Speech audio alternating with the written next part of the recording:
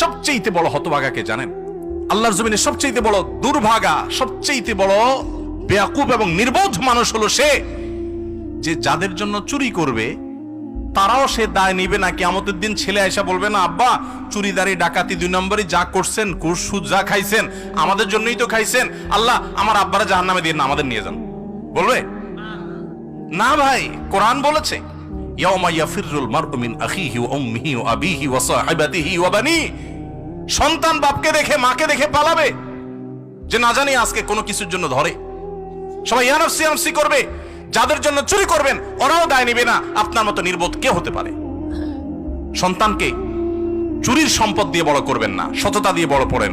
আমাদের সমাজে আজ ঘরে ঘরে সেই মা বাপ আছে যে মা বাপ চায় আমার সন্তান থাকুক আজ দুধে ভাতে, সেই মা বাপ নাই যে মা বাপ বলে আমার সন্তান থাকুক আজ ঈমান আমলে সততার সাথে।